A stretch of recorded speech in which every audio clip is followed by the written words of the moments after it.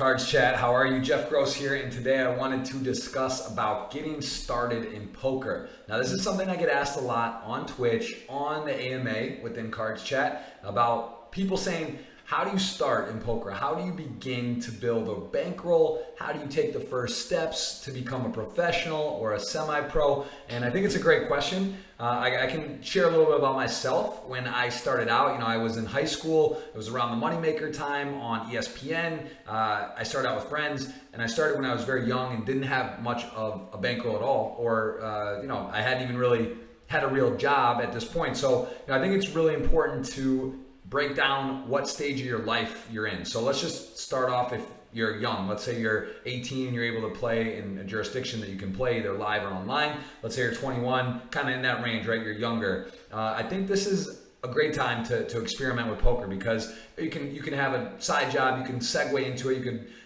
set aside some of the money you're earning to take a shot with it, but you don't really have a lot of responsibility. Like I'm 34 now, I have a 2-year-old, I'm married. It's a little bit of a different time, and also I'm a further along where I actually have some money that I've saved via poker and business, whatever it might be. So it's a little bit different in terms of risk, right? It's not like when you start out and you're young, you're not really risking much. I put $50 on party poker a few times, and there were free rolls, and I really didn't have anything to risk. It wasn't like I had money and I started buying into a high stakes games. I was starting from the bottom, if you will, 25 cent, 50 cent type of game. So I think it's really important to look at your life. Where are you? What stage are you at? Do you have a job? Are you starting from essentially nothing? And what type of risk are you willing to take? So I think that, how I got my start again was just sort of starting at the bottom, just putting in time, making sure I built my bankroll the right way. I never really took shots. I wasn't a guy that would just like, I got 10 grand and 5 grand and all of a sudden built up, I'm just going to put it all in play one day. No, I did take some big shots. In cash games, I was playing $1, $2. After getting going a few years, I would play a casino, Windsor at the time. It's now Caesars Windsor. And I would take a shot at 10, 20, 500 minimum buy-in and short buy and try to run it up. But it wasn't all my money. And I was, having bankroll management pretty well along my career. So I think the best way to get started in poker, again, is segue into it.